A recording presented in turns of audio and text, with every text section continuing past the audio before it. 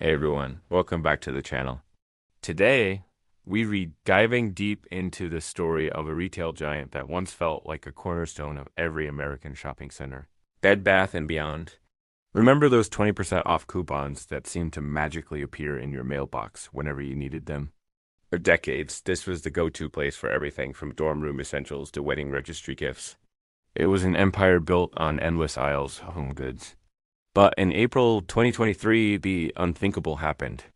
Bed Bath & Beyond filed for bankruptcy, announcing the closure of all its stores.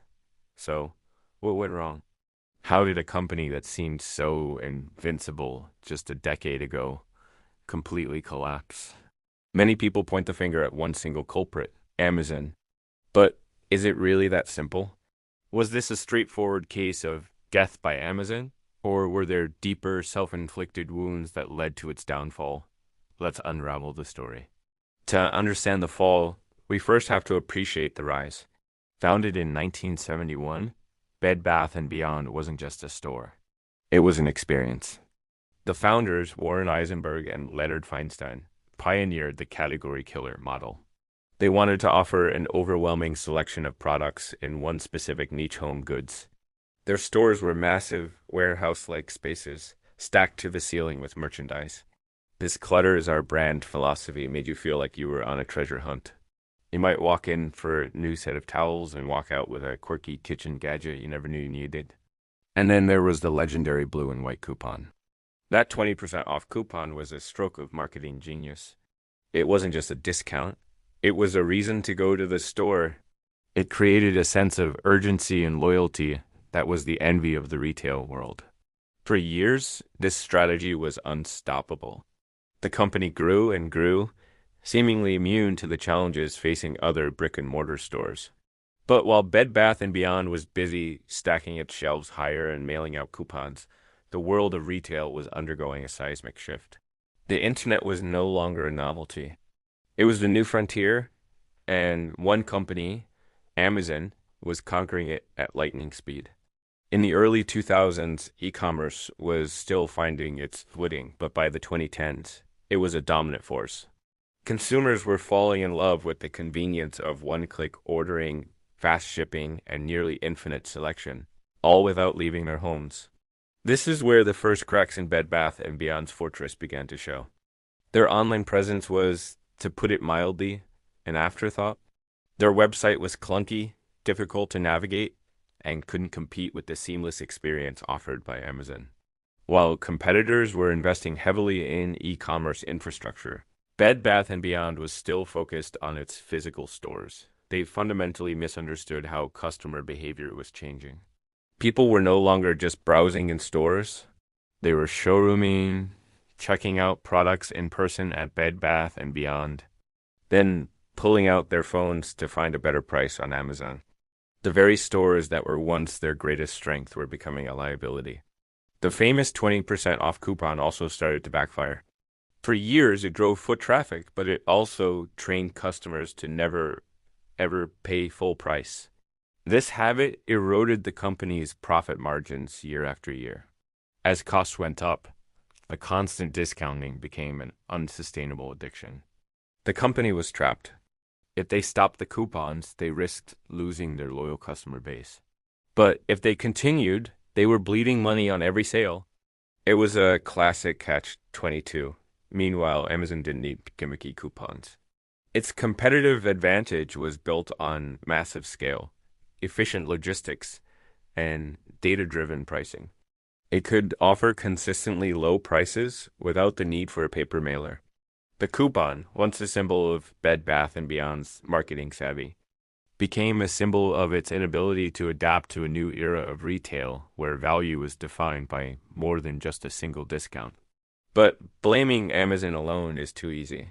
The truth is, Bed Bath & Beyond made a series of disastrous internal decisions. One of the biggest blunders was its approach to inventory.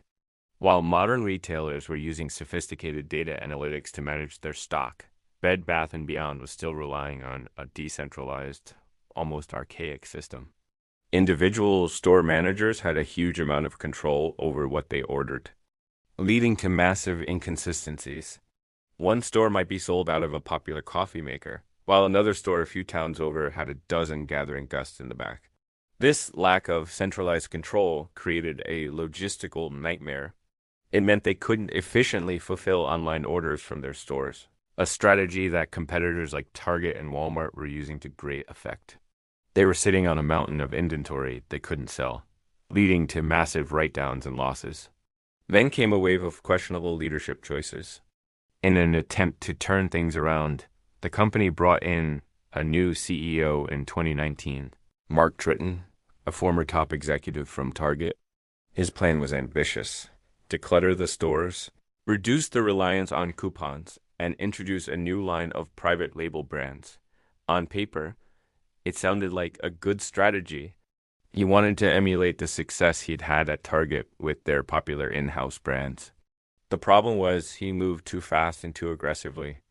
He cleared out the popular national brands that customers actually came for, like OXO and Cuisinart, and replaced them with unproven private label alternatives. Customers were confused and alienated. They came to Bed Bath & Beyond for that vast selection of trusted brands, not for generic store brands they'd never heard of. The treasure hunt experience was gone, replaced by sparse, sterile-looking aisles.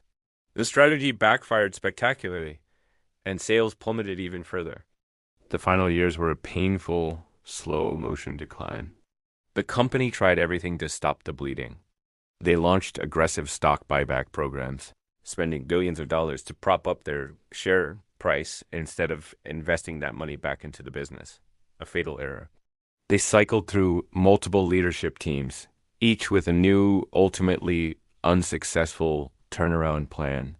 The COVID-19 pandemic should have been a lifeline, with people spending more on their homes than ever before. But because of their weak e-commerce and broken supply chain, they couldn't capitalize on the boom. Customers who wanted new bedding or kitchen supplies simply turned to Amazon, Target, or Wayfair, who were ready and able to deliver. The company was losing money, losing customers, and losing relevance. By early 2023, the writing was on the wall. After failing to secure the necessary funding to stay afloat, Bed Bath & Beyond filed for Chapter 11 bankruptcy. So, was it death by Amazon?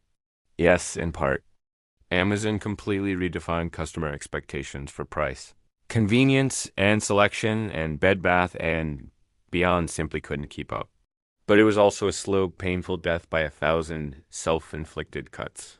It was death by a refusal to embrace e-commerce, death by a broken inventory system, death by a coupon addiction that destroyed profit margins, and death by a series of flawed leadership strategies that alienated core customers. The story of Bed Bath & Beyond is a cautionary tale for any business.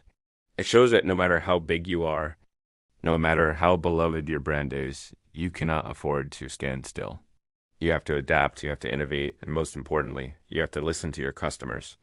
The world of retail will always change, and those who fail to change with it are destined to become a memory.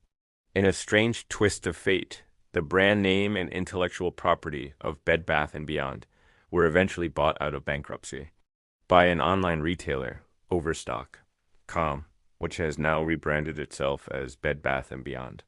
The physical stores are gone, but the name lives on, ironically, in the very digital space it once ignored. What are your memories of shopping at Bed Bath & Beyond? Do you think it could have been saved? Let me know your thoughts down in the comments. It's always fascinating to hear your perspectives. Thanks for watching, and if you enjoyed this breakdown, make sure to hit that like button and subscribe for more deep dives into the businesses that shape our world. I'll see you in the next one.